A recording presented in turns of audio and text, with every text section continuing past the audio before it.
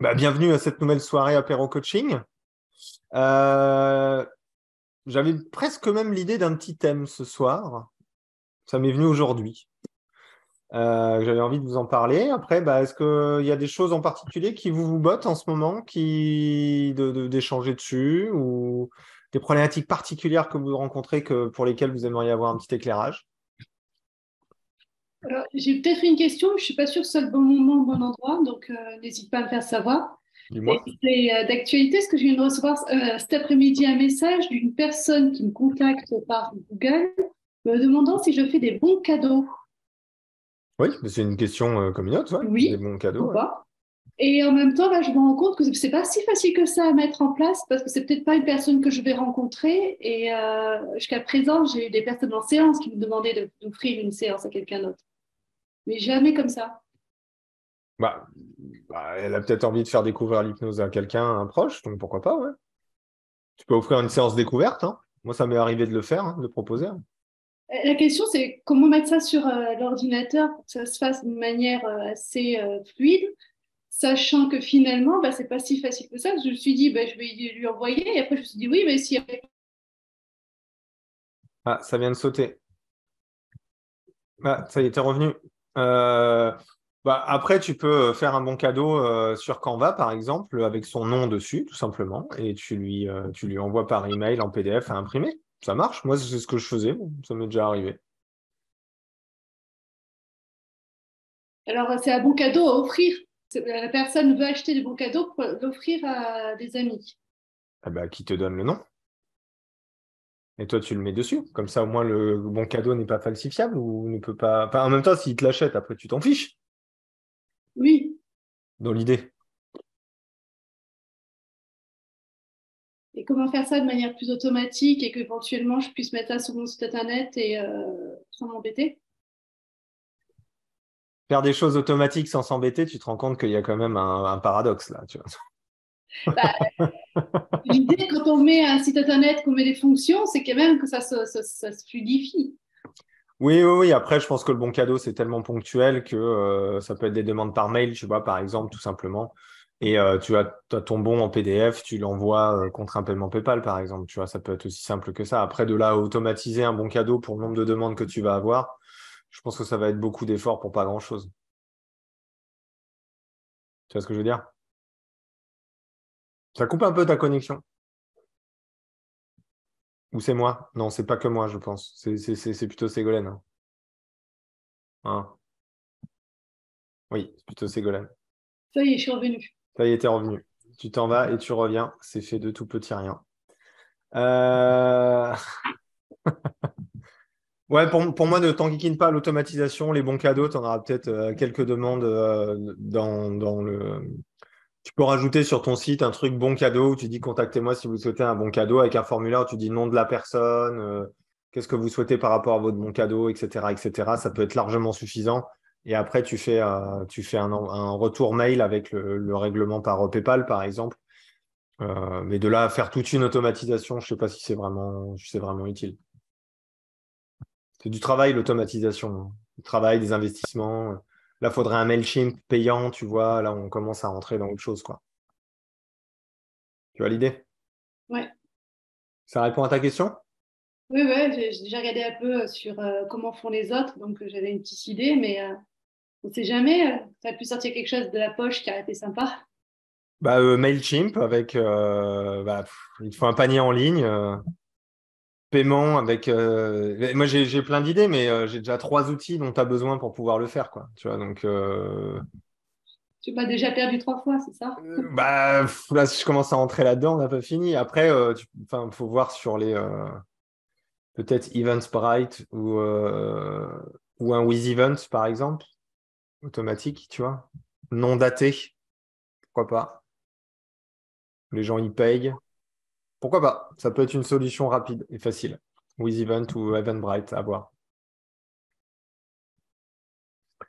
Cool. Euh, D'autres choses que vous souhaitez aborder ce soir? Parce qu'il y avait, moi j'ai un thème qui s'appelle la légitimité, j'avais envie de vous en parler un petit peu. Mais si vous avez des questions, on peut d'abord y répondre. Alors, qu'est-ce que ça vous dit, qu'est-ce que ça vous évoque le problème de légitimité? Qui se sent concerné par les problématiques de légitimité dans sa communication? Priscilla qui se sent concernée, très bien. Qui d'autre? Magali aussi qui se sent concernée. Damien également. Allumez vos caméras si vous avez envie, hein. Karine aussi. Ah, donc quand je commence à dire légitimité, ça fait quelque chose, j'ai l'impression. Hein? Ouais. D'après vous, qu'est-ce qui fait qu'on ne se sent pas légitime qu'on vous voit, de se montrer, légitime de pratiquer? Qu'est-ce qui fait qu'on ne se sent pas légitime selon vous? Allez, dites-moi. Faudrait que tout le monde mette sa caméra déjà pour se sentir autrement plus légitime. Ouais, déjà, on voit bien que ce soir, il y en a plein qui ne se sentent pas légitimes de montrer leur tronche. Mais ça, après, je peux comprendre. Mais le métier non reconnu, le charlatan, ouais, effectivement. C'est la connexion aussi. Au début, non, maintenant, ça commence. Ah, c'est rigolo. C'est-à-dire que le problème de légitimité, Charlotte, est venu avec le temps, c'est ça? Si vous pouvez répondre, ce serait formidable. C'est intéressant. Les résultats qui sont intangibles. Est-ce que vous m'entendez ou pas du Ouais, coup? je t'entends, Charlotte. Ok. Vas-y. Bon, j'évite la caméra, je fais mon sport en même temps, donc pour le coup. Ouais, en fait, au début, quand je me suis installée avec mon cabinet, j'ai pas pu me poser cette question-là parce que bon, les choses ont fait que l'installation était très très complexe et il fallait en gros, que j'ai du monde tout de suite, que ce soit rentable tout de suite. Et maintenant, en fait, que les choses se stabilisent, bah, j'ai l'impression en fait que tout est bancal. C'est-à-dire, qu'est-ce qui est bancal? Euh, Là, j'ai plus en fait l'épée de Damoclès au-dessus de la tête qui fait que j'avais pas le choix. Là, en gros, je devrais être plutôt en mode cool, profiter un peu, machin. Et ben non, j'ai l'impression de perdre plus mes moyens maintenant que au moment où en gros, j'avais pas le choix. C'était comme ça, fallait que je tape dedans et fallait être efficace et fallait que je me fasse connaître, etc., etc. C'est intéressant quand on y pense. Complètement. Mais c'est la merde en ce moment. Du Ah coup. ouais? Non, mais enfin voilà, je me sens plus déstabilisée maintenant qu'au départ où j'avais pas le choix, il fallait que ce soit comme ça, quoi. C'est marrant parce que t'es en train de nous dire bah, que réfléchir, ça te réussit pas. Complètement. D'accord. C'est assez intéressant, ouais. Moi, j'ai un peu eu le même truc, hein. C'est que j'ai pas eu le choix, donc comme dit Damien, c'est l'intérêt supérieur qui évite de se poser des questions. Mm. Euh, donc concrètement, à partir du moment où on commence à se poser des questions, c'est quelles sont les questions qu'on se pose? D'ailleurs, tiens, quelles sont toi les questions que tu t'es posées? Et puis pour les autres également, c'est quoi les choses que vous vous dites qui vous amènent à vous dire, bah, j'ai des petits soucis de légitimité. On peut commencer par toi, Charlotte. Hum, le fait que ce soit... Alors, je me dis... qu'est-ce que je me dis? Je me dis trop de choses, en fait, je crois. Concernant la légitimité, c'est Oui, qu'est-ce qui ferait que c'est moi qui pourrais me démarquer par rapport aux autres? Alors, en plus de ça, c'est pas du tout... Enfin, il n'y en a pas 36 par chez moi. en plus. Ouais, non, mais voilà, franchement, c'est vraiment mais chipoté pour rien, quoi. Alors, ça a forcément un intérêt, hein, probablement inconscient, mais ça a un intérêt. Voilà, bah, du coup, je sais que l'apéro que tu avais fait la dernière fois était super intéressant parce qu'on parlait des moyens de communication et moi, je me sens pas de faire comme ça. Je passe pas du tout par Internet et, euh, et je sais pas ce que ça vient gratter chez moi, j'en sais rien. Ok, c'est intéressant. Donc, ça veut dire que si tu dois te montrer sur Internet, c'est-à-dire qu'on te met sur la même place publique, on va dire, que les autres, tu commences à te dire que tu n'as rien de particulier, ce genre de choses, c'est ça? Bah, c'est ça, là, j'ai commencé à envoyer mes premiers courriers au niveau des médecins. Donc, j'ai retenu ce que tu as dit la dernière fois. Je me suis dit, OK, moi, je suis au clair, je ne veux pas passer par Facebook, je ne veux pas passer par tout ça, etc. OK, mais je fais quoi pour pouvoir justement me faire connaître, et etc. Donc, du coup, rien que le fait d'écrire des courriers aux médecins, je vais me relire, je sais pas, au moins 20 fois. Ah, c'est intéressant. Je C'est vais faire pourquoi? attention aux mots que j'emploie, aux tournures spécifiques que je vais utiliser pour pas, en gros, avoir l'air bidon, quoi. Bah, ouais. C'est normal de ne pas se sentir légitime quand on écrit une lettre à des professionnels de santé alors qu'on n'a pas l'habitude de se présenter. OK. Non? Enfin, je vois. Oui, non, mais c'est voilà, je sais que je me suis posé la question. Alors, je ne sais pas où tout le monde en est par rapport enfin, voilà, à son expérience, mais je me suis posé la question par rapport au pitch que tu avais abordé la dernière fois. Et en fait, je me suis mis devant une feuille blanche et je me suis dit, putain, mais t'es même pas capable Alors, je sais pas si on dit pitcher, excusez-moi, j'ai pas Oui, se forcément tous les présenter termes. si tu veux, se Ouais, présenter, voilà, c'est ça. tout simplement. C'est, en fait, je trouve que notre métier, il est tellement vaste, il y a tellement de possibilités du point de vue des interventions que c'est compliqué de pouvoir se présenter en quelque chose de court, pertinent et qui impacte la personne, en fait. Bah, c'est pas pour rien que je le rabâche depuis des mois et qu'on fait ça à longueur de journée sur le révélateur. C'est pas pour rien. C'est que Ah c'est ouais. quelque chose qui se développe, qui s'apprend, qui se travaille très très bien. Ça, c'est une évidence.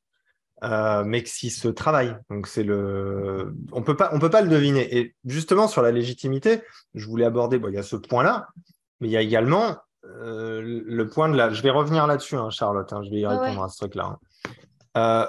C'est marrant parce qu'aujourd'hui, j'ai eu une séance de coaching hyper intéressante où on a abordé la notion de légitimité, ce qui m'a dit, tiens, ce qui m'a dit, ce serait tiens, intéressant de le partager. Dans l'idée, la quête de la légitimité, c'est un peu une quête qui n'a pas de sens. D'accord? Parce que être compétent, c'est quelque chose qui prend des années, en fait. Ça peut paraître banal, ce que je dis, mais personne ne devrait avoir de problème de légitimité en début de pratique. Ou du moins avoir un problème avec le manque de légitimité en début de pratique. Vous comprenez pourquoi ou pas? Oui, non, Parce que c'est non. logique. Bah ouais, c'est un putain de bon sens, quoi. Si tu te sens légitime dans les premiers moments de ta pratique, c'est que tu as un sérieux problème quand même. C'est que si tu n'as pas de problème de légitimité, ça veut dire que tu penses que tu sais et que tu es légitime à faire ce que tu fais. Ben non, au début, non. Au début, c'est quasiment impossible, voire impossible. Donc, accepter qu'au début, on n'est pas légitime, c'est mettre un petit peu d'humilité, je pense, également. Mais après, je comprends. On a travaillé pendant des années avant, probablement, où on s'est senti légitime dans ce qu'on faisait. Et puis, pouf, on se retrouve recasse départ et on se dit, merde, retourner sur les bancs de l'école et refaire comme ça, c'est quand même pas cool.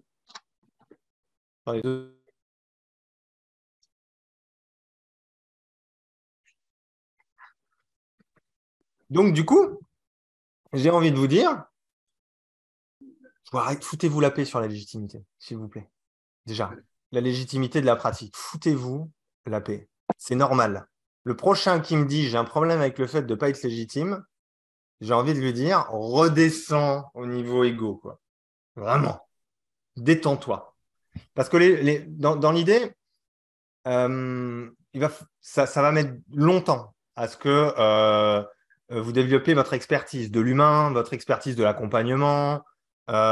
Soyez prudent au début, posez-vous des questions, comment vous posez un cadre, comment vous pratiquez, comment ça se passe, faites-vous superviser, faites-vous aider pour que chaque séance, chaque accompagnement que vous faites vous permet de développer une compétence. Donc, continuez à ne pas vous sentir légitime pour continuer à avoir une attention particulière sur ce que vous faites les premières années.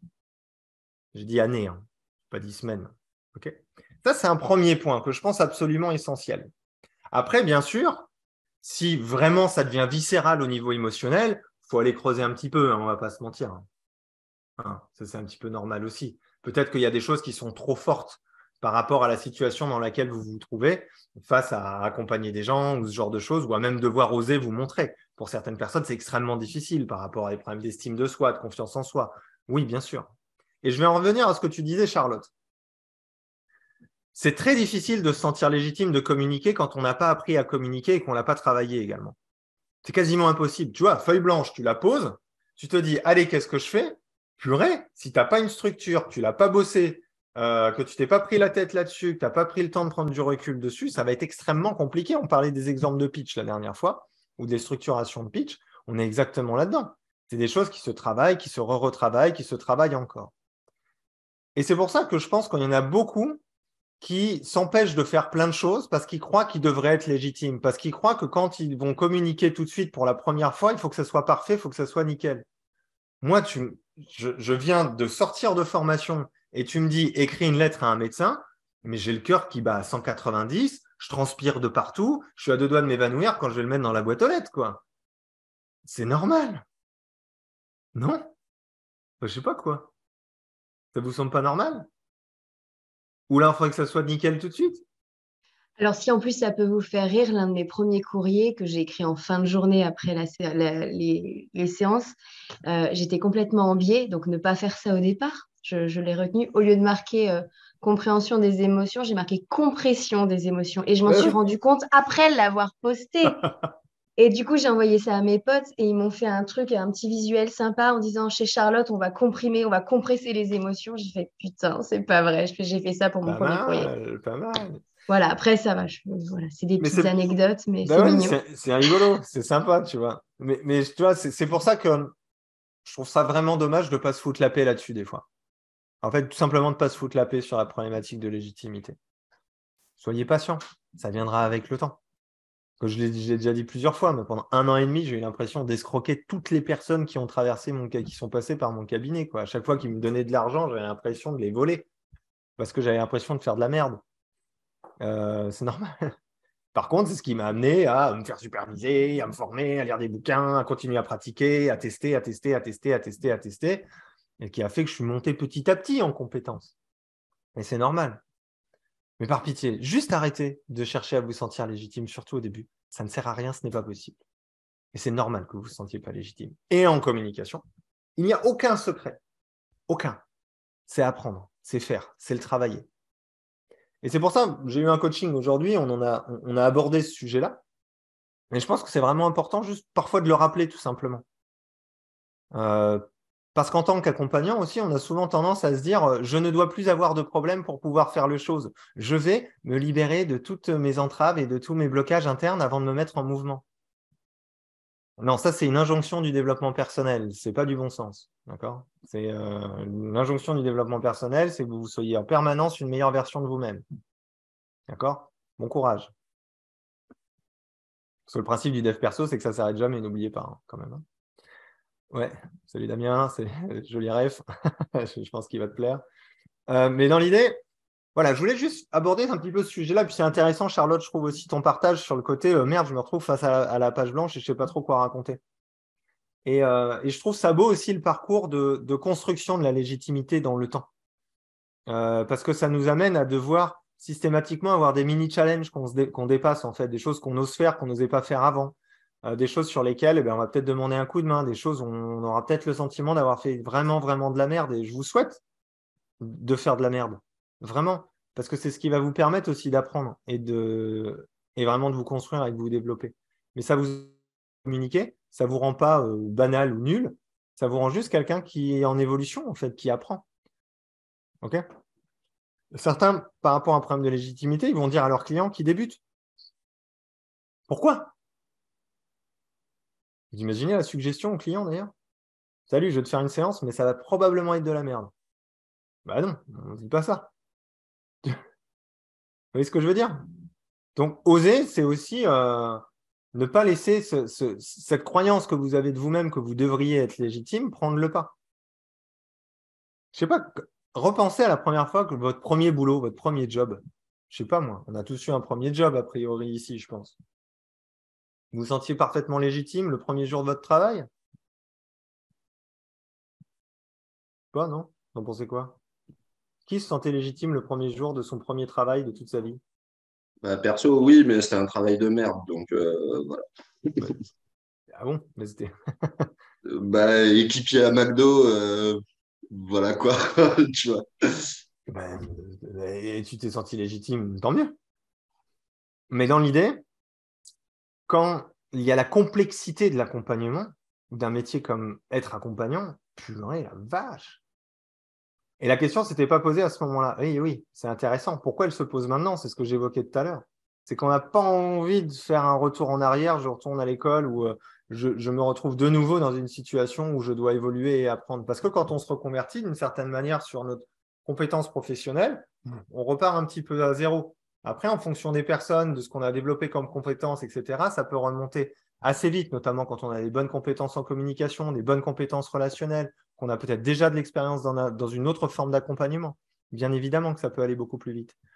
Mais foutez-vous la paix juste un petit peu avec la légitimité, s'il vous plaît. C'est juste un peu le message que j'avais envie de vous transmettre ce soir. Vous en pensez quoi?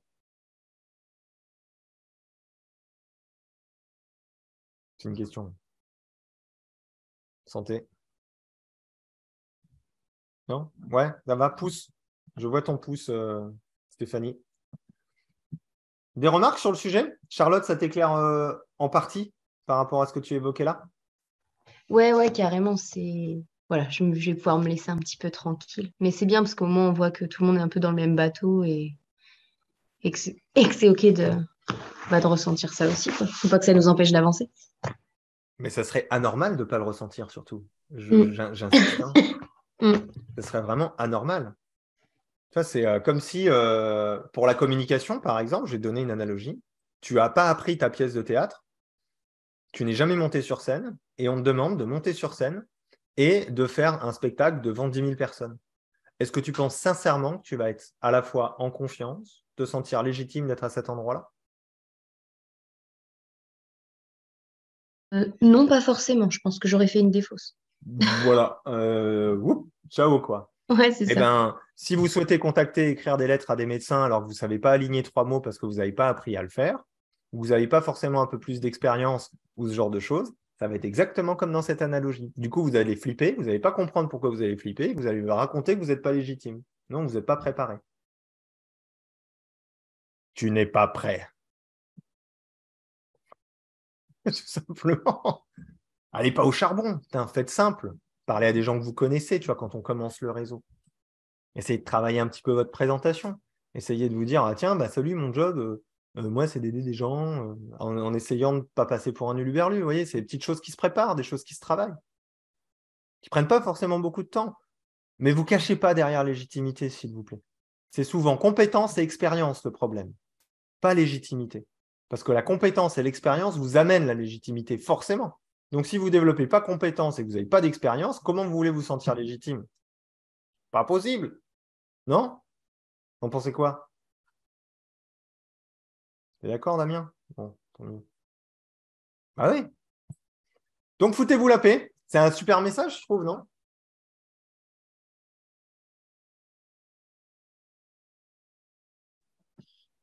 Après, le truc, en fait, pendant les. Enfin, je parle pas forcément de la com, mais Ouais. pendant les premières séances que j'ai pu faire, c'est sûr que tu sens que tu fais pas le top, quoi. Après, le truc, c'est que tant que t'as l'intention de l'aide et que tu donnes de ton mieux, au final, bah, ce que tu vas faire, oui, ça va être moins bien que ce que tu feras 2, 3, 10 ans après. Et ce Ouais. sera moins efficace et ce sera moins rapide, entre guillemets, ou moins droit au but, en tout cas. Mais tant que l'intention est liée, même si tu fais faire un pas d'1 millimètre à la personne qui est en face de toi, c'est cool, quoi. Ouais. C'est vrai que Mais, Vas-y. mais si tu te poses pas de questions et que tu te sens, c'est bon, je vais tout régler tout de suite pour tout le monde, ben, c'est là où tu vas faire des conneries. Ouais. Alors que d'y aller avec un peu frein et la tête qui cogite et de dire est-ce que ça c'est bien ou pas, bah, en général, enfin en ce qui me concerne, dans le doute, je m'abstenais et du coup ça évite de faire des conneries et tu vas que sur les trucs où tu es à peu près sûr, quoi. Même si c'est pas forcément la meilleure ou la plus efficace des façons de le faire, quoi. Exactement. Je suis assez d'accord avec toi. Après, l'idée, c'est pas non plus tout le temps de rester que dans les trucs que tu oses pas faire, parce que sinon, là, on a un effet inverse. Il faut être très vigilant là-dessus. Mais à un moment donné, si on sent que c'est trop fort, effectivement, bon. C'est un mot que j'utilise peu, mais que ce soir, j'ai envie d'utiliser, c'est le mot humilité, en fait. C'est humilité par rapport à vous, par rapport aux autres, par rapport à plein de choses. C'est on se détend, pour ceux notamment qui sont au début, on démarre, hein. Et vouloir régler tous les problèmes des gens en 1 à 2 séances, en fonction de votre pratique ou ce genre de choses, alors que vous débutez en termes de pratique, et de vous coller la pression parce que vous ne savez pas si vous allez réussir à sauver une personne en 1 ou 2 séances alors que vous démarrez, je pense vraiment qu'il faut se détendre. Hein. Vraiment. Faut keep cool, quoi. OK? Alors, on a un peu parfois des syndromes un peu de toute puissance en fonction des outils qu'on apprend et de la manière dont on les apprend, ce que je peux comprendre. Cependant, détendez-vous. Une personne met généralement entre 30, 40, 45, 50 ans à construire un problème. On peut aller au-delà d'une heure ou deux pour le résoudre. Après, le truc qui fait un peu de la merde, c'est qu'on te le vend comme c'est bon, tu vas être génial, quoi. C'est pas pour rien que je fais des vidéos tout le temps, gratuites. C'est que j'en ai marre. Parce que derrière, on va dire, je ne me sens pas légitime. Non, tu n'es pas légitime à révolutionner la vie de quelqu'un en une séance alors que tu débutes une pratique. Il y a déjà 2 critères dedans, début de pratique et une séance. Déjà, il y a 2 trucs qui déconnent dedans et on me dit derrière, je ne me sens pas légitime et je n'ose pas communiquer. Bah non, c'est un peu dommage. Alors que si on prend le temps, ça s'appelle patience. Je sais que ce n'est pas forcément évident dans notre société, mais si on prend patience et qu'on se dit, j'ai décidé de faire un métier qui compte pour moi, j'ai décidé de faire quelque chose qui fait sens pour moi, et j'ai envie d'en vivre dans la durée, je vais peut-être prendre le temps de construire et de développer mes compétences, non? Non? Fabrice Milal, foutez-vous la paix et commencez à vivre. Ouais. Fabrice Milal, ce qui est intéressant avec son bouquin, c'est qu'il te dit à chaque fin de chapitre, médite. Fous-toi la paix, médite. Fous-toi la paix, médite. Va faire caca, médite. C'est que ça dans son bouquin. Je l'ai lu, hein. C'est intéressant. Hein. Mais il vend son steak en même temps, je le comprends.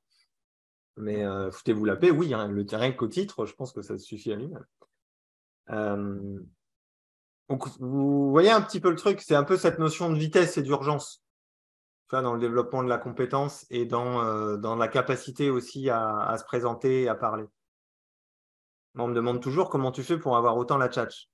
C'est très facile. Ça fait 8 ans que je fais ça, tous les jours. Et maintenant, je commence à peu près à avoir la tchatch, à pouvoir répondre sur toutes les situations. Pourquoi? Parce que je les ai quasiment tout de suite en cabinet. Il n'y a pas de secret, en fait. Ça s'apprend, ça se développe avec le temps. Donc là aussi, foutez-vous un petit peu la paix.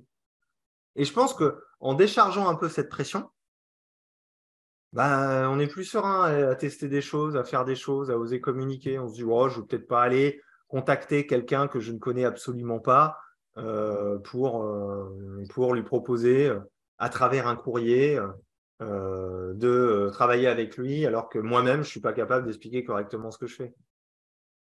Vous sentez tout de suite que dit comme ça que c'est un peu casse-gueule quand même. Tu vois? Comme si j'envoyais une lettre à une nana sans poésie, rien du tout, en disant salut, tu me plais beaucoup, est-ce qu'on peut coucher ensemble? Et je ne mets même pas une photo et je lui envoie quoi. Chance de réussite, ou alors qu'il faut tomber sur une mort de faim, mais quand même. Vous voyez, cette analogie du couple avec de la drague, elle marche toujours bien, je trouve. C'est exactement ça. Donc, vous allez pas vous casser les dents à essayer de faire des choses qui sont juste hors level, en fait. Vous voyez? Sur les créations de réseaux, privilégiez le relationnel, le vrai relationnel, les gens que vous connaissez, que vous côtoyez, qu'on vous recommande, vous voyez ce que je veux dire? Allez pas vous casser les dents à faire des courriers. Surtout si vous n'êtes pas solide en rédactionnel. Si vous êtes solide en rédactionnel, à la rigueur, pourquoi pas, vous avez peut-être une chance qu'ils lisent les 3 premières lignes. Vraiment.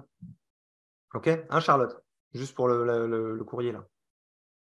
Normal que ce soit un peu casse-gueule. Hein. Donc détends-toi, c'est cool. Hein, Charlotte, t'es partie. Non. Elle est partie. Elle fait son sport. Elle est en plein gainage, là. Elle fait du gainage, du coup, ça souffle. Du coup, elle ne va pas répondre tout de suite. C'est sûr, elle est en train de faire un truc. Ça va là-dessus? Ouais? Ça vous parle un peu? Ça fait quelque chose? Ou ça fait genre, ouais, il raconte encore ses conneries et puis. Non? Ça va? Un Damien, je vois. Hein. J'ai vu le petit coup de tête. Je dirais les deux, du coup, mais bon. Voilà un peu ce que j'avais envie de vous transmettre au sujet de la légitimité. C'était un peu le sujet du jour parce que j'en ai pas mal parlé aujourd'hui avec des personnes que j'ai eues en coaching. Donc, j'avais envie de vous partager un petit peu cette réflexion pour vous amener à vous détendre un petit peu surtout et être un petit peu plus patient et ne pas vous prendre la tête. le problème de légitimité, il n'est pas de la même intensité en fonction avec qui on parle. C'est-à-dire… Ah oui, mais exactement, oui, oui. En fonction de ton interlocuteur en face, ouais, bien sûr. Tu parles de ça, Sego?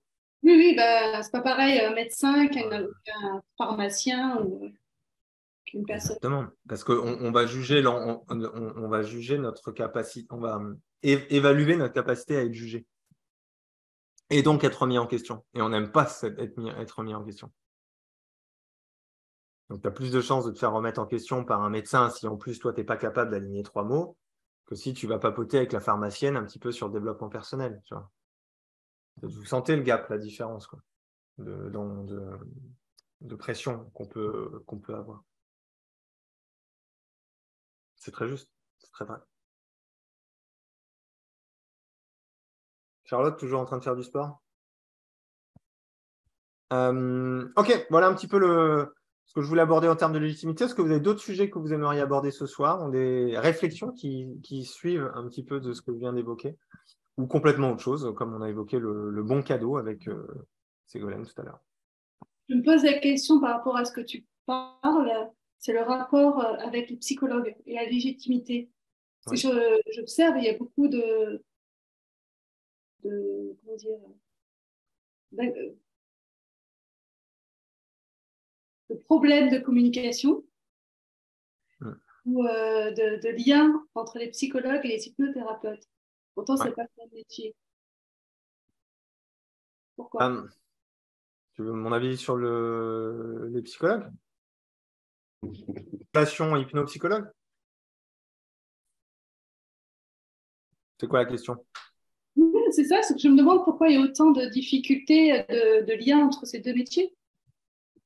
Moi, je pense que de toute manière, quelque métier qu'on pratique, il faut savoir rester à sa place. Ça veut dire quelle est votre place, alors quoi que vous pratiquiez, que ce soit de l'hypnose, de la sophrologie, de la naturopathie, du magnétisme, quelle est votre place en fait? C'est-à-dire sur l'échiquier, même pas l'échiquier, je dirais sur le grand tableau de la vie. Quelle est votre place en fait? Vous êtes quel personnage en fait là-dedans? Et je pense que si on considère que tous les personnages ont leur place, et une place importante, et que chaque personnage respecte la place de l'autre, les relations seraient beaucoup plus faciles.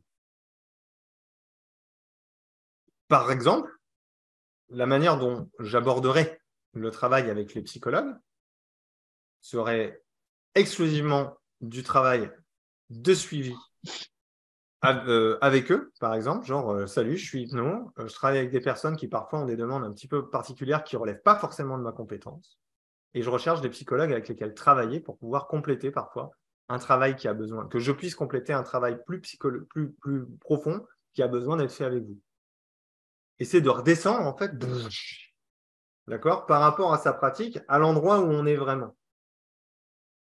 Ok? Parce que si on pense qu'on fait mieux, si on pense qu'on fait que les psychologues c'est des cons, si on pense que la psychologie ne sert à rien, ben, je pense que là déjà de base il y a un problème en fait. Et l'idée c'est pas forcément de toute façon des cons il y en a partout. Que ce soit un boulanger ça peut être un con, un psy ça peut être un con, ça c'est pas ce sujet-là. Il y a des personnes qui sont bons et des personnes qui sont moins bons. Mais si on prend la pratique de manière générale, c'est ça qui m'intéresse, d'accord?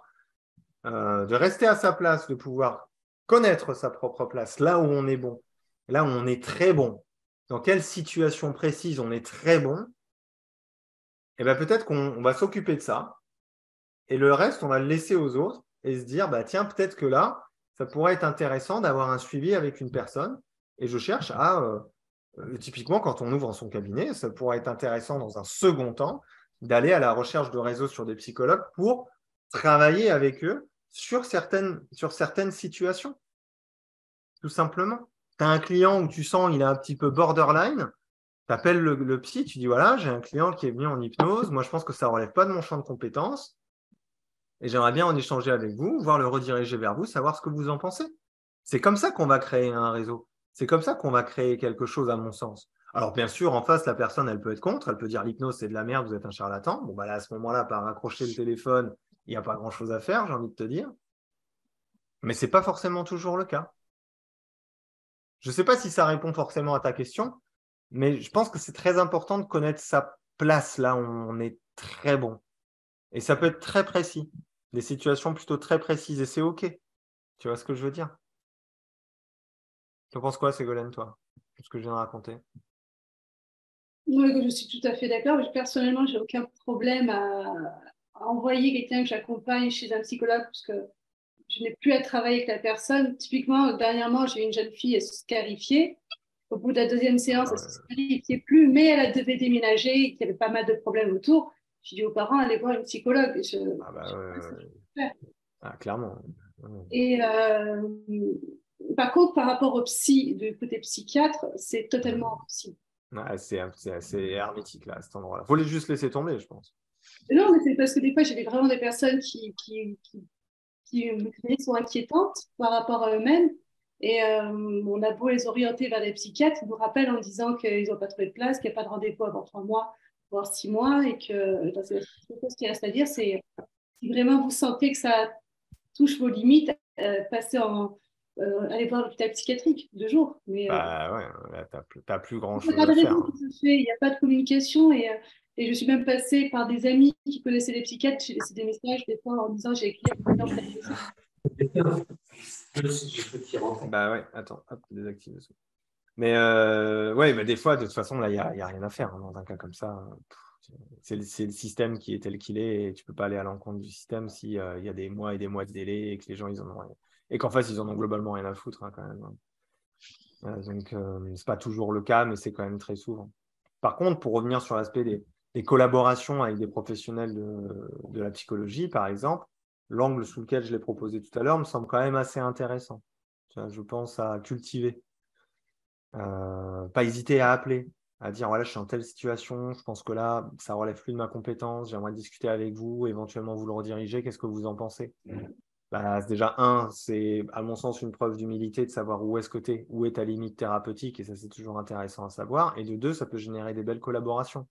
Parce que si vous êtes capable, on parlait de pitch tout à l'heure avec Charlotte, d'exprimer là où vous êtes bon par rapport à votre pratique, quelle qu'elle soit, bah, là, je suis bon. Là-dessus, je suis bon.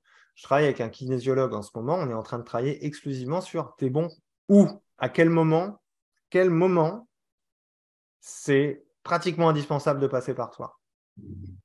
Et quand on sait ça, c'est là-dessus qu'on peut communiquer auprès d'autres professionnels. C'est là-dessus qu'on peut également communiquer de manière plus générale, quand on a conscience de là où on est bon, dans quelle situation de la personne, du stade de la personne. Ça peut être même dans un stade du problème. Peut-être qu'à un certain stade du problème, la personne, elle aura besoin d'aller voir un psy. Mais à un certain autre stade du problème, elle aura peut-être besoin de vous voir vous, etc., etc. Ce qui est important, c'est d'avoir la conscience du stade où est la personne. Et c'est là-dessus que vous allez communiquer. Parce que sinon, vous êtes Dieu le Père. Jésus réincarné, choisissez votre icône. Mais c'est ça, quoi. Et c'est ce sentiment-là, parfois, qui est donné sur la manière de communiquer et de s'exprimer. Alors que si on remettait un petit peu plus d'humilité et qu'on se remettait un petit peu plus à la place où là, on est vraiment pertinent, probablement qu'on aurait plus de monde également et plus de respect de la part des pairs. Je ne sais pas ce que vous en pensez. Bah après, le truc qui est con, c'est que si t'es plutôt bon dans tout ce qui est questionnement et tout ça, ça empiète peut-être un peu sur le taf des psys, quoi. Enfin, t'as une espèce de zone de recouvrement où, bon, Bah, je sais bien, j'ai le même problème. Je suis plutôt bon en questionnement. Mais non, parce que je vais être bon en questionnement. Pourquoi? Moi, je me dis, je suis bon pour dénouer une situation que la personne a dans la tête. Après, bah, des fois, c'est la notion de… Tu vois, c'est pareil, c'est la notion de moment. Bah, peut-être que si tu es bon à dénouer ce qu'une personne a dans la tête, bah, là, on est presque sur un aspect du coaching, peut-être parfois aussi, qui est intéressant. Permettre à la personne de voir plus clair dans sa situation, de se remettre en mouvement parce qu'on va débroussailler un petit peu ce qui se passe chez elle. Tu vois ce que je veux dire? Mais je pense qu'on a vraiment, on mériterait dans nos pratiques respectives de vraiment savoir où est notre place et à quel moment c'est plus notre place. Et ça créerait plus de réseaux, plus de partenariats faciles en fait, avec d'autres pratiques, peut-être plus reconnus, pour bénéficier de leur effet de halo, entre parenthèses. Stéphanie qui dit le psy n'a pas le même FX. Focus. Focus. Focus, je pense. Ouais, je pense aussi. Ouais. Il s'occupe du passé alors que le coach du présent, voire futur.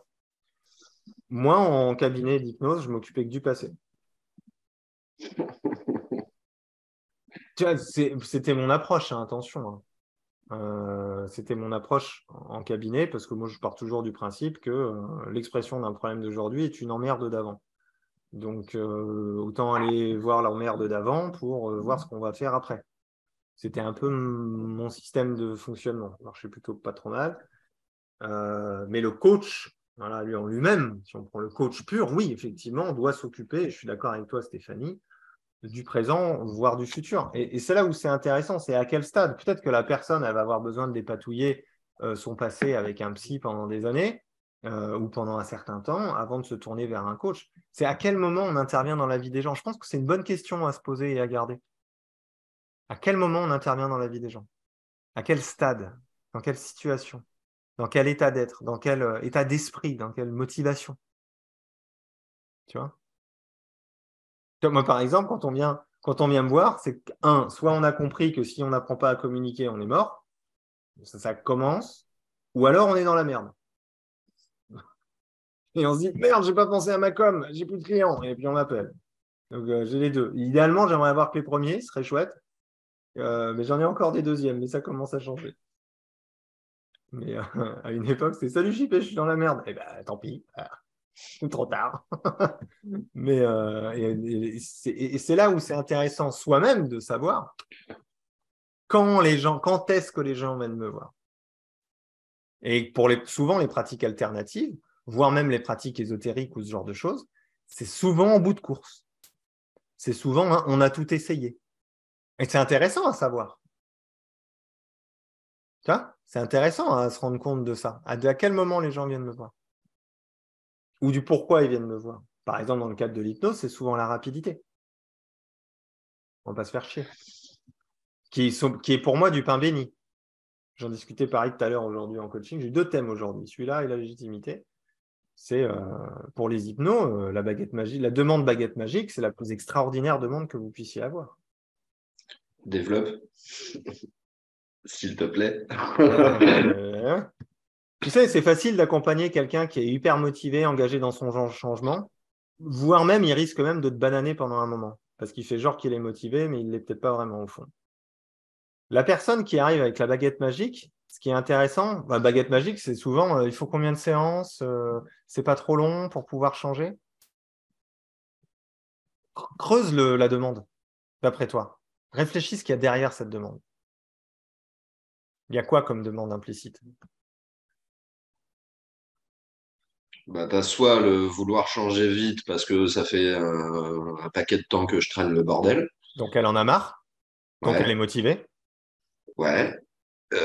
Sinon, t'as le côté pas envie de creuser, quoi.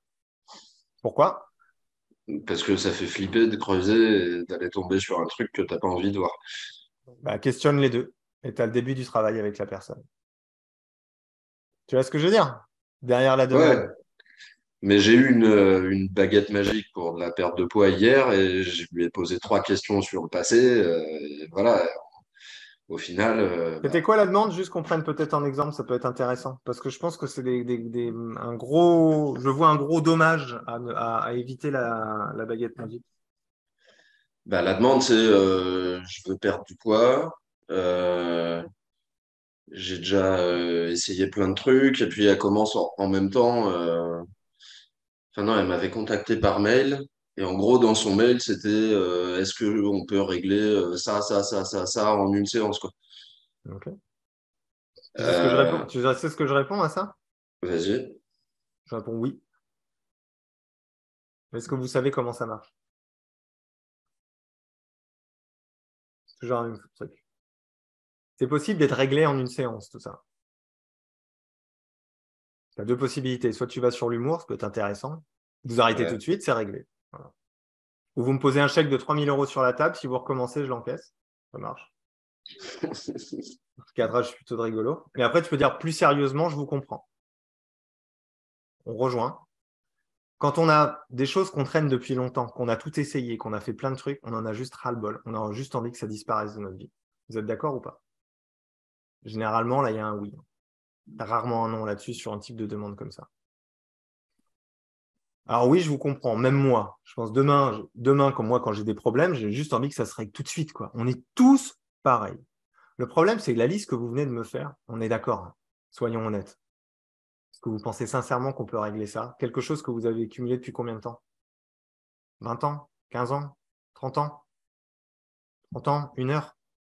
J'aimerais bien, hein, sincèrement, j'aimerais vraiment vous répondre oui, en fait. Mais malheureusement, si on est réalistes tous les deux, on sait très bien que ça va être un tout petit peu plus long que ça quand même. Alors oui, l'hypnose, c'est magique. Oui, on peut arriver à des résultats assez étonnants. Ça dépend souvent des situations, des moments, des stades auxquels vous êtes. Par contre, ce que je vous propose, c'est que déjà, on peut prendre le temps de se poser tous les deux et de voir qu'est-ce qui fait que ce truc-là, en fait, et que tout ça, mais tout ce que vous avez fait, ça n'a pas marché. Ou tu peux partir sur un autre angle, tu choisis. Mais tu vois l'idée, comment tu amènes le truc? Comment tu rejoins la personne sur l'expression de sa demande. Sa demande, c'est pas « je veux que ça s'arrête vite ». Sa demande, c'est « s'il te plaît, fais quelque chose, j'en ai ras-le-bol ». Donc, si tu la rejoins sur « j'en ai ras-le-bol », elle va t'écouter. Tu vois l'idée? C'est toujours le principe du rejoindre, en fait. Mais après, si tu veux, vu que je l'ai vu en séance hier, elle me dit oui, j'ai essayé ça, ça, ça, enfin, j'ai fait des régimes, machin et tout. Et en 3 phrases, elle me parle de qu'elle a une gosse handicapée qui parle pas, qui se déplace pas. Elle me parle de transgénérationnel.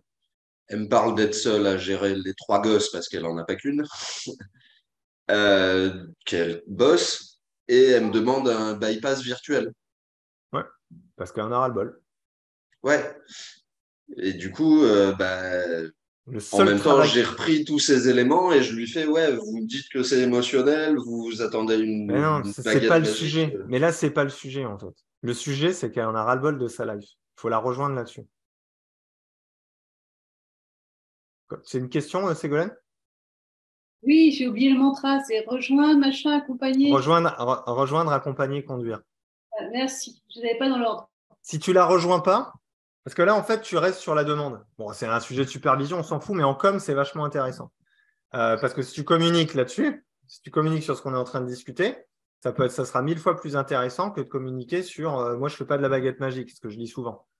Donc, dans l'idée, la personne, elle arrive, sa demande, elle est simple. C'est j'ai une vie de merde, j'en ai ras le cul, s'il te plaît, sauve-moi, quoi.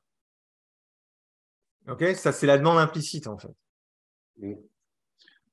Et si tu ne rejoins pas là-dessus, et que tu ne rejoins pas là-dessus, que tu ne l'accompagnes pas après derrière vers, finalement, ça sera un travail de quoi qu'elle est à faire déjà? Selon toi, au fond. Les autres, vous pouvez y aller aussi. Hein. Les parents, transg, vu qu'elle y croit, que ça lui parle, forcément, je vais en faire avec elle. Vu que si je n'accède pas à sa demande ultra explicite, cadrée et tout, je me mets dedans, donc forcément, je vais en faire avec elle. Après, elle m'avait parlé d'enfants intérieurs blessés par mail, donc forcément, on y passera aussi. Enfin, voilà, il y a tout un truc. C'est juste que je lui ai mis en parallèle, oui, le bypass dont vous parlez, là, pour le coup, vous attendez une solution miracle, alors que elle a un amène cas. des exemples d'un bypass chirurgical où la fille, elle a changé tellement vite que depuis, elle bouffe pour prendre du poids, pour se reconnaître. Parce que maintenant, elle est trop mince et elle se reconnaît plus, Ouais, une de ses copines, tu vois. mais là, je pense que dans ce cas-là, il y a 2 demandes implicites sur lesquelles il faut aller. La demande implicite, c'est vraiment j'ai une vie de merde, comment je peux faire pour m'en sortir malgré ça? Et il y a une deuxième chose qui est évoquée, qui est à questionner, c'est comment elle connaît ce vocabulaire. Transgénérationnel, quand on en discute entre nous, c'est normal. Ouais. Mais monsieur et madame tout le monde, ce n'est pas le cas. Là, c'est marrant, on parlait de transgénérationnel, vous connaissez ça d'où? Ah ben j'ai lu le bouquin de machin qui a dit qu'en fait… Et là, tu peux voir un petit peu comment elle a cheminé pour en arriver à cette conclusion, c'est-à-dire une espèce d'autodiagnostic qui amène à une liste absolument précise. Et là, en fait, c'est ça le piège. Quand les gens qui arrivent avec des listes, moi j'ai remarqué, en tout cas en capte, pas les autres, vous me direz ce que vous en pensez, c'est souvent des gens qui ont lu, qui ont fait des recherches, qui ont regardé des trucs sur Internet et qui ont commencé à se faire des autodiagnostics. Donc ça aussi, c'est intéressant à recadrer d'une certaine manière. Mais cependant, si tu ne la rejoins pas sur le côté légitime de sa demande, pour la rediriger vers, écoutez, moi je vous propose qu'on travaille ensemble. Et d'ailleurs, le pourquoi une séance, vous avez des problèmes d'argent? Comment ça se passe? Savoir un peu des éléments de contexte qui motivent la demande, en fait. Une demande comme ça, tu dois savoir d'où elle vient. Dans sa formulation, qu'est-ce qui la motive au fond dans les attentes? C'est souvent du ras-le-bol, la séance unique. Et est-ce qu'elle a des problématiques financières? C'est peut-être qu'elle va te dire, j'ai pas de thunes, j'ai une vie de merde, et je veux que tous mes problèmes soient résolus, sinon je vais me foutre en l'air. C'est peut-être ça ce qu'il y a derrière la demande, en fait, du mail, qui est intéressant d'aller questionner. Mais je pense de la rejoindre dans cette vie de merde, enfin, vie de merde, ne le voyez pas comme un jugement de valeur, s'il vous plaît. Mais c'est juste, parce que moi, je pense que si je lui demande, tu as une vie de merde, elle va me dire oui. C'est pour ça que je me permets de le dire. Parce que probablement que c'est ce qu'elle dirait, je pense. Qu'est-ce que tu en penses, toi, Damien? Oui, je suis d'accord sur le principe. Après, je sais plus comment je lui ai répondu Oui, à son mail de base. C'est quoi, tu me l'enverras? Tu me l'enverras. Ouais. Mais dans l'idée, vous voyez un peu cette idée qui est intéressante, je pense, sur les demandes baguettes magiques ou sur les demandes de changement rapidement, d'aller creuser un petit peu au-delà, de voir la demande de la rapidité comme souvent l'expression du problème. Et sur votre communication, c'est la même chose. Dire, je ne fais pas de la baguette magique, une séance d'hypnose ne suffit pas toujours à. Si, une séance d'hypnose peut suffire, je suis désolé, c'est pas vrai, c'est une réalité. Une séance peut être une phrase peut être transformatrice. On peut changer une vie en une phrase. Une phrase qu'on a même lue quelque part ou quelqu'un qu'on a croisé qui nous a dit un mot peut changer une vie. Donc pourquoi une séance d'hypnose, ça ne serait pas possible? Tu vois ce que je veux dire? Donc c'est là aussi d'être permissif sur l'attente de votre outil.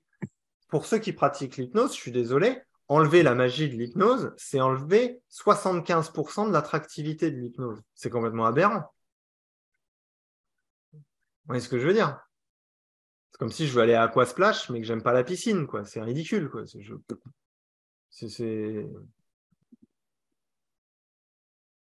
comprenez ça ou pas?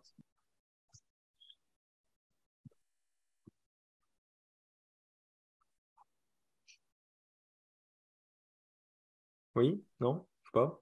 Des commentaires, des remarques sur le sujet? C'est comme le nombre de séances. C'est pareil. Tu cherches là, Damien, je suis sûr. Là. Ouais, j'ai trouvé, je suis en train d'en lire. Mais tu vois, le rejoindre est vraiment hyper important. Ça, gardez-le toujours en tête, sinon ça va devenir très compliqué. C'est la base de la communication, c'est rejoindre la personne. Mais tu vois, dans ma réponse, je lui fais, parmi les choses que vous évoquez, je crois deviner, mais je peux me tromper, qu'il y a derrière tout ça un déficit d'amour envers vous-même. Oh, putain, tu vas fort, mec. Hein. Tu vas fort. Hein. Ouais. C'est rapide, hein? C'était pas ma première phrase, mais voilà. La première phrase, c'est d'après ce que j'ai constaté, il est fréquent que lorsqu'on agit sur quelque chose, il y a d'autres choses qui bougent aussi. Et la deuxième phrase que tu vas moins aimer, c'est pour autant, je peux pas vous promettre qu'une séance magique existe et qu'à la suite de celle-ci, tous vos soucis soient réglés. T'as pas rejoint. Mais t'as pas rejoint avant. T'aurais rejoint avant. C'est derrière que je mets la phrase, mais c'est peut-être un peu punchy, ouais, pour le coup. C'est trop punchy, c'est trop rapide en fait. Tu sautes plein d'étapes. Si on devait rejoindre là, à cet endroit-là, c'est effectivement, il y a énormément de choses que vous souhaiteriez régler, par exemple. Et je serais ravi de pouvoir échanger avec vous véritablement sur chacune de ces situations. Ce qui est évident, c'est que je peux comprendre aussi quand on a envie que les choses se règlent rapidement, comme ça, en une séance, et autant de choses en une séance, qu'on en a vraiment marre, qu'on a probablement essayé plein de choses, et qu'on se dit que, allez, foutu pour foutu, autant essayer une séance d'hypnose, lol. Cependant, tu vois comment tu l'amènes. Cependant, et ça permet tout de suite aussi de voir que je t'ai compris, en fait. Je t'ai compris que tu en as marre. Je t'ai compris, j'ai entendu. Je vois bien, j'entends que tu en as ras-le-bol.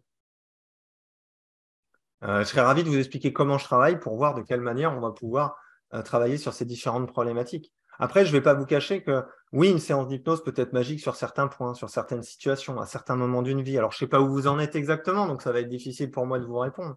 Sachez qu'en moyenne, j'accompagne à peu près mes clients entre 3, 5, 6 séances, parfois plus, parfois moins. Ça dépend véritablement des situations. Mais vraiment, pour vous détailler tout ça, je préférerais qu'on échange ensemble. Tu vois, tu es plus permissif, quoi.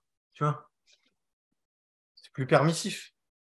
Et tu rejoins surtout la personne dans sa demande irréaliste. Et je rajouterais même au début, on est tous pareils, comme je disais tout à l'heure. On est tous pareils, on a tous envie que les choses soient réglées en un claquement de doigts. C'est normal. Tu vois, moi, je suis en train d'apprendre la guitare. Moi, j'aimerais bien, comme dans Matrix, qu'on me mette un truc dans la tête, clac, clac, et puis que je sache jouer de la gratte comme Jimi Hendrix, quoi. Bah oui, on est tous pareils. Je dirais pas non si demain on me le propose, tu vois ce que je veux dire. Quoique, j'aime bien l'apprentissage. Mais dans l'idée, c'est ça. Et si tu reconnais, alors je dis tu, on te prend en exemple, mais je pense que c'est pour tout le monde pareil, hein. Si tu reconnais la personne, tu as rejoint la personne dans sa problématique, qu'en plus tu te mets à son niveau, on reparle du même niveau, humilité, dis donc, ça permet de créer un lien plus facilement. C'est-à-dire, bah oui, on est tous pareils, moi aussi je suis comme vous. Cependant, on s'accorde tous quand même que quelque chose qui a mis des années à se construire, on peut prendre un peu plus qu'une heure pour le résoudre. Ça serait pas délirant. Tu modifies la temporalité que tu mets derrière le mot magique, quoi. Exactement, sans la fermer, parce que oui, ça peut être magique. Peut-être que juste avec ce mail, elle va changer. Peut-être que juste avec ce mail, elle va accepter cette... T'en sais rien, en fait. T'en sais rien, hein. Et c'est ça Après, qui là, est important. si je peux me permettre, je viens de recevoir enfin, j'ai reçu une demande par contact là tout à l'heure. Et le mec, il m'écrit, je souhaite avoir des précisions sur l'accompagnement et l'efficacité vis-à-vis de l'alcool et des drogues. Point. Ouais, intéressant. Tu veux qu'on réponde ensemble? Bah, si tu as 5 minutes, ouais, pourquoi pas. J'en ai 2. Bah, si tu es capable de faire en deux, je t'écoute. Il veut quoi? Il veut connaître l'efficacité. Il veut connaître l'efficacité par rapport à l'alcool et la drogue? Je te relis, sa phrase c'est je souhaite avoir des précisions sur l'accompagnement et l'efficacité vis-à-vis de l'alcool et des drogues. Je comprends que c'est une question qui veut tout et rien dire. Oui, Mais que derrière, la seule chose, c'est est-ce que tu peux m'aider à me sortir de mes problèmes d'alcool et de drogue, a priori. et de drogue. Donc la seule question là, c'est je veux savoir si tu es capable de m'accompagner là-dessus. Si on tourne la question, tiens, plutôt que ce soit moi qui réponde, je te change la question. La question, c'est salut, s'il te plaît, j'en ai ras le cul.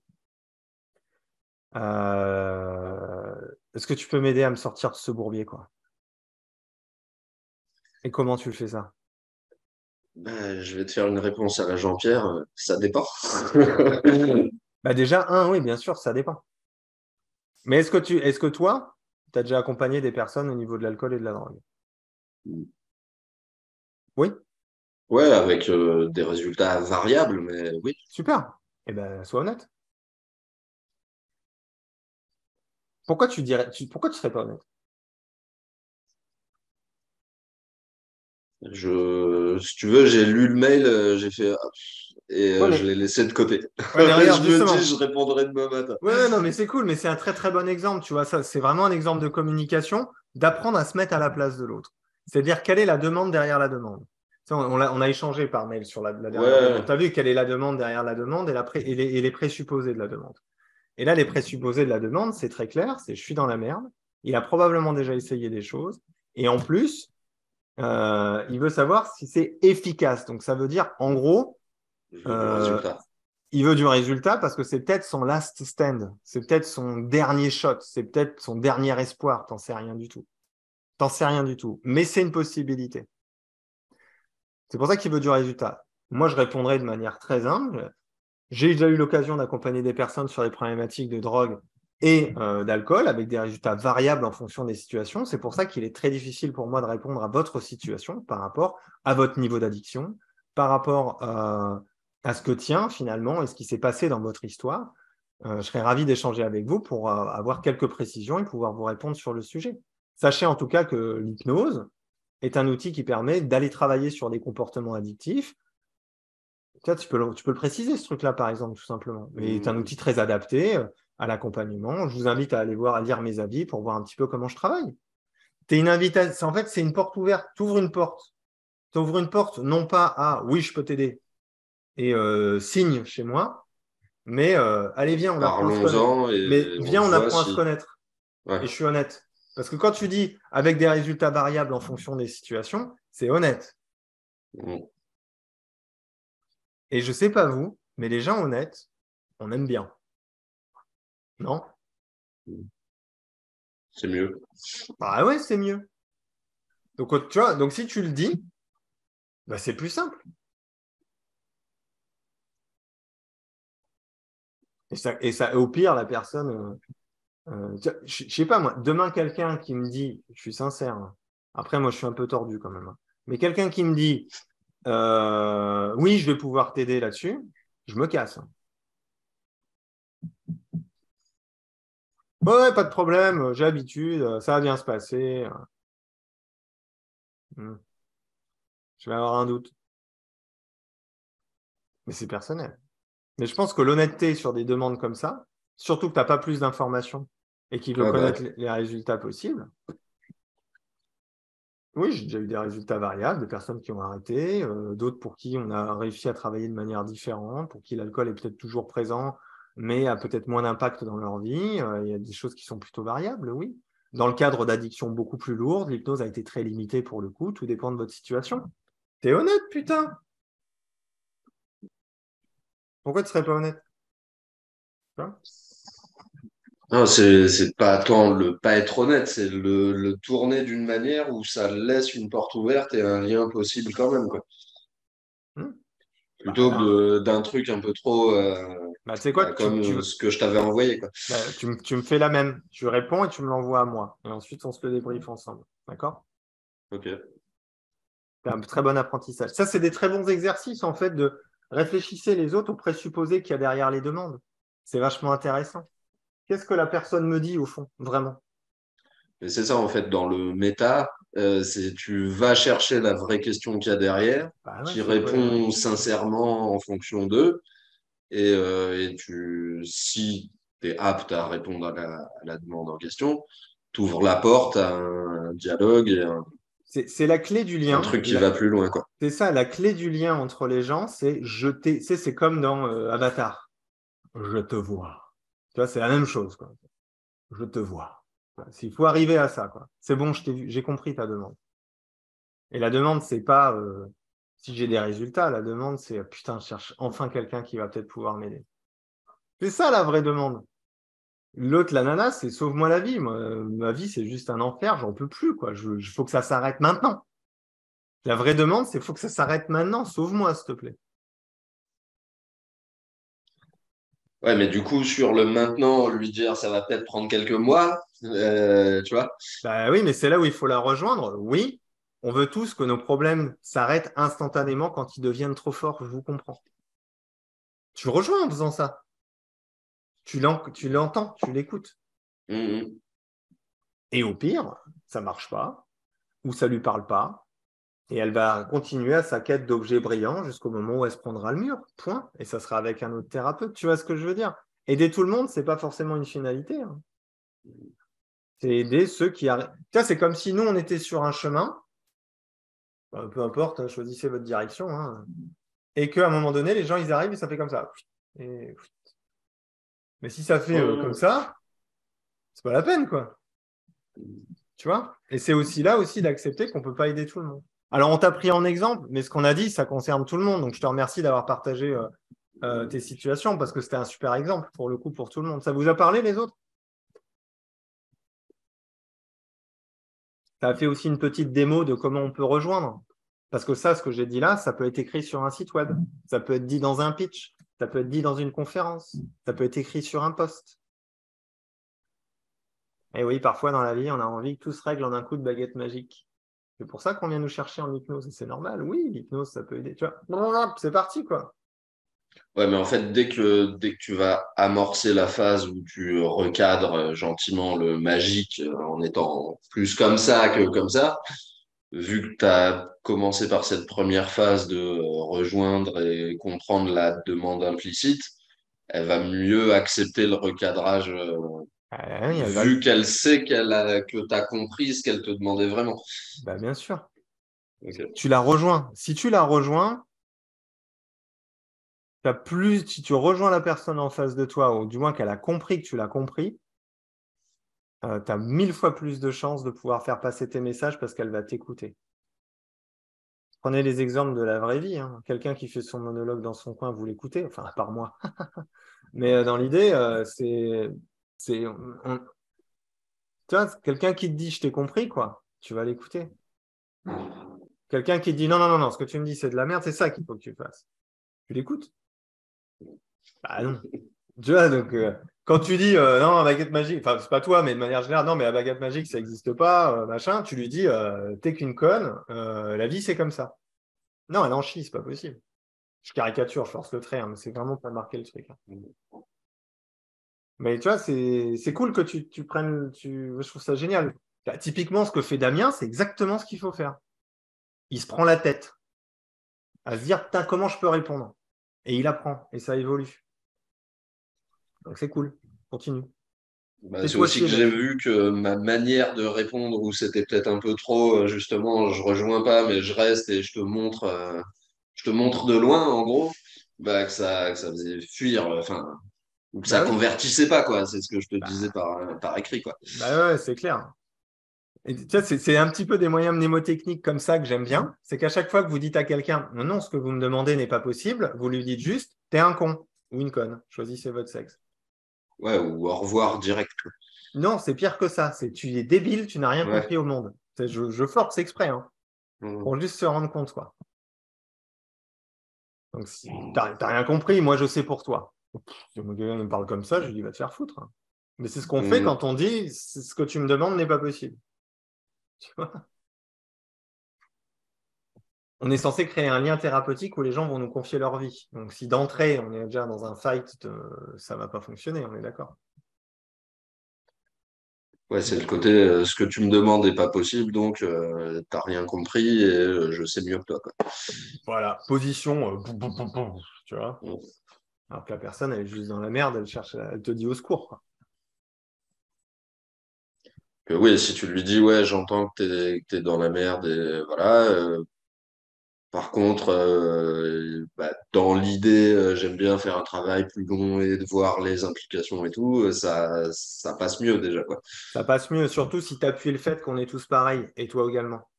C'est ça qui est intéressant. Surtout, plus la demande est forte, c'est-à-dire plus la demande de rapidité est forte, plus tu vas devoir créer du lien en amont avant de recadrer, en fait. Parce que, tu vois, plus c'est règle-moi tout ça, tac, tac, tac, tac, tac, tac. Ah bah ouais, moi j'aimerais bien, hein. Ce serait cool. Hein. On est tous pareils, de toute façon. Moi, je pense que si j'étais dans votre situation, moi aussi, j'en aurais ras-le-bol et j'aimerais que ça s'arrête, en fait, tout simplement. Parce que des fois, il y a des situations dans la vie qu'elles sont invivables. Invivables. On veut juste que ça s'arrête, ça fait trop, stop, niet, terminé. Alors, j'aimerais bien vous dire oui. Sincèrement, j'aimerais bien vous dire oui, c'est possible, en une séance, on prend la liste de courses, on décoche les cases dans votre tête et puis basta, merci, au revoir. Ça arrive des fois en hypnose, oui, ça peut arriver. Mais on ne va pas se mentir, parfois ça prend quand même un petit peu plus de temps. Alors moi, ce que je vous propose, ce n'est pas forcément de vous dire oui, je vais tout vous décocher en une séance, mais ce que je vous propose, c'est déjà, on va se poser, on va regarder ce qui se passe pour vous et voir de quelle manière on peut déjà aborder, peut-être élément après élément, comment on va pouvoir le résoudre.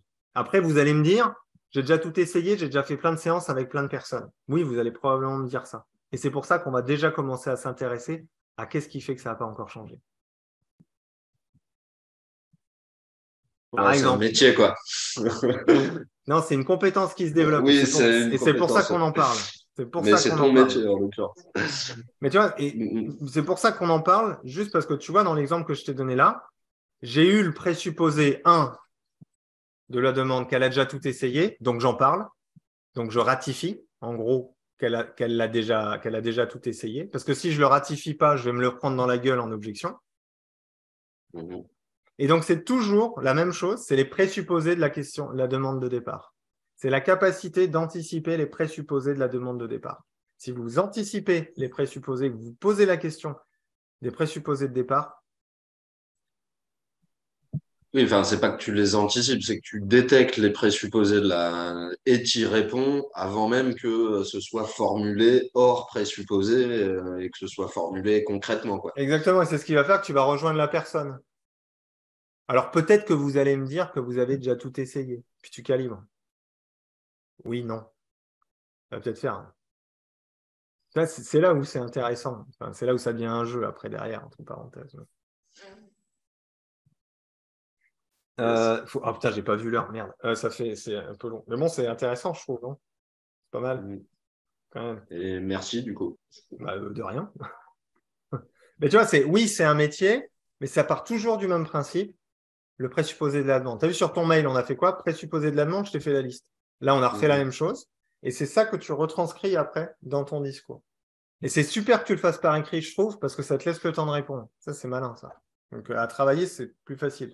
Bah là, c'est un mail que j'ai reçu, donc je le fais par écrit. Après, quand on m'appelle ou que j'ai la personne en face, c'est pas le même game, quoi. Bah, prends le temps. Ouais. Bon, écoute, questionne. Ah ouais, c'est-à-dire. Putain, bon. Tu laisses parler un peu. Allez, dernière encore 2 minutes, et puis après, on arrête. Et pour une demande de retrouver la mémoire sur un trauma. Bah, là, la problématique, c'est est-ce que c'est possible de retrouver la mémoire sur un trauma? Déjà, là, du point de vue du thérapeute, je pense, Ségolène, par rapport à ta question. Est-ce que tu penses que c'est possible de retrouver la mémoire après un trauma?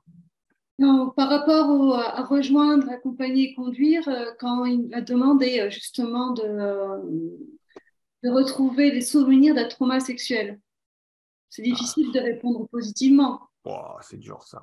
Moi, perso, je m'y aventurerais pas. Mais là, c'est vraiment d'un point de vue, c'est Perso, chaud, perso aussi, c'est pour ça que je te pose la question par rapport à ce que tu disais. c'est compliqué. Bah, là, typiquement, pour rejoindre, je comprends que dans certaines situations très, très difficiles, très traumatisantes comme ceux que vous avez vécu, on a besoin de savoir. C'est vraiment la chose. On a besoin de savoir, on a besoin de voir, on a besoin de. euh, c'est comme quand quelqu'un décède, en fait, on a besoin de comprendre qu'est-ce qui s'est passé, en fait. C'est très humain, en fait, ça, comme situation. Je rejoins. Mais bon, c'est délicat, ça, hein. Moi, Faudrait voir comment elle le dit, la demande. Non, mais la demande, quand je l'ai eue, elle est encore plus complexe parce que la personne n'était pas plus motivée que ça pour retrouver ses souvenirs. Ah Et ouais. c'est le psychiatre qui me l'avait envoyé en disant d'être à l'hypnose pour retrouver les souvenirs de son trauma sexuel de son enfance quand il était en foyer. Génial. Et Porte ouverte aux projections. je n'ai pas répondu positivement, mais c'est vrai que j'ai bien senti que je me mettais en opposition avec une personne d'autorité. Mais je ne pouvais pas. Tu peux tout simplement dire que tu ne fais pas ce genre de choses. Si tu ne le fais pas. Là, à ce stade, je veux dire, là, on est vraiment sur une demande très particulière, contexte très particulier. Le psychiatre qui te dit qui te l'envoie pour la. Moi là-dessus, moi, je dis je fais pas, tout simplement. Je dis moi, c'est typiquement pas le genre de choses. Si vous voulez, je peux vous expliquer pourquoi, mais moi, en tout cas, je le fais pas. Point. C'est ce que j'ai fait. Mais du coup, parce que par rapport à ce que tu disais tout à l'heure, je me suis posé un peu la question comment j'aurais pu faire ça différemment. Bah, vu que la personne s'en fout, que c'est le psychiatre, là où tu peux rejoindre, c'est dire, bah, moi je vous comprends d'une certaine manière, il y a un professionnel de santé qui vous dit d'aller faire quelque chose, mais est-ce que vous voulez vraiment le faire? Peut-être là, tu peux le rejoindre, à cet endroit-là, peut-être à la rigueur, mais pas plus. est-ce que quelque part, tu gagnes pas à repartir de sa demande, enfin, qu'est-ce Ouais, que la personne, elle veut pas au bête. final, plutôt que de comment y arriver? Ouais, c'est ça. Mais pourquoi vous êtes allé voir un psychiatre? Parce que perso, j'ai déjà eu la demande de retrouver la mémoire et c'était dans le cas de personnes qui soupçonnaient un éventuel abus sexuel. Ah ouais. Limite, je leur ai dit, ouais, c'est quoi les problèmes que vous voulez régler dans votre vie? Parce que, bon, la mémoire humaine étant blablabla, euh, si ça se trouve, c'est un faux souvenir qu'on va trouver, ça va encore plus vous traumatiser ou quoi. Par contre, c'est qu'est-ce que ça crée comme problème aujourd'hui dans votre vie et du coup, bah, comment on peut aborder ce problème-là sans aller se foutre dans la merde, qui est peut-être une merde imaginaire, quoi. Ouais, tu peux le faire sans les présupposer, mais oui. Oui, oui, je suis complètement d'accord avec ce que vient de dire Daniel. C'est repartir peut-être de la demande initiale, de l'accompagnement. En disant, mais pourquoi vous voulez voir un psychiatre? En l'occurrence, il ne l'avait pas choisi, c'était un commis d'office. Pourquoi? Ouais, ok. Donc bon, là, on est cas ultra particulier, complexe. Là, on n'est pas sur du courant, là, demande je veux perdre du poids ou baguette magique. Là, on est vraiment sur du très particulier, quoi. Mais bah, limite, tu peux avoir le côté baguette magique derrière un je veux retrouver la mémoire, sous-entendu, pour un cas plus général, hein, je parle. Ouais, Genre, je veux retrouver la mémoire parce que si je m'en souviens, je vais comprendre et donc ça va régler le problème. oui, là, tu peux rejoindre sur la. Ouais, là, c'est facile. Là, tu rejoins sur le besoin de comprendre pour pouvoir avancer dans sa vie. Tout simplement. Je ne suis pas sûre, pour le coup, c'est que je ne pense pas que le fait de comprendre une problématique aide forcément à s'en sortir. Bah, pourquoi il y a la demande alors? C'est le présupposé de la demande. Les personnes qui sont des vrais Wikipédia sur un problème et qui pourtant sont toujours dedans. Et ça, c'est ma. Mais je suis Mais, d'accord avec toi, on ne parle pas de ça, hein. Moi, je suis d'accord avec ça. Je te parle juste de comment la demande est formulée et comment tu rejoins la personne sur la demande. Je parle que de ça. Je dis, je peux comprendre que certaines personnes ont besoin de savoir pour pouvoir avancer dans leur vie. Parce que tu ratifies simplement le présupposé de la demande. C'est tout.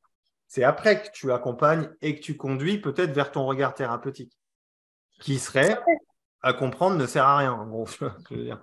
mais parce que quelque part, tu peux avoir le truc inverse de je cherche à déterminer que j'ai bien eu un trauma, du coup, ça justifie ma position de victime aussi, quoi.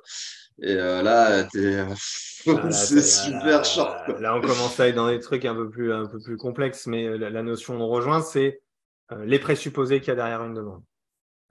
Ouais, mais du coup, en questionnant bah, pourquoi vous voulez aller fouiller le passé, tu as forcément des éléments de réponse et du coup, ça oriente le travail que tu vas faire Oui, derrière. voilà, mais, la manière dont la demande est formulée, la manière dont la demande en elle-même porte souvent le travail à faire derrière. Mais bon, là, on a complètement déliré, on a dévié. J'ai 20 minutes de retard sur l'horaire habituel, c'est n'importe quoi. Ça fait 20 minutes que je n'ai plus rien à boire, c'est un scandale. Donc, ouais, écoute, hein. C'était cool en tout cas. Là pour le coup, c'était une sacrée papote hein, sur la fin. J'espère que ça vous a plu sur ce que ça permet. Ce sont des choses qui se travaillent parce qu'il faut se poser tout simplement des questions, comme le fait très bien Damien. C'est cool aussi, donc c'est cool pour eux deux qui ont participé sur cette partie-là. Prenez soin de vous. Rendez-vous dans 15 jours. Et puis d'ici là, bonne nuit, tout simplement. Bye bye. Salut.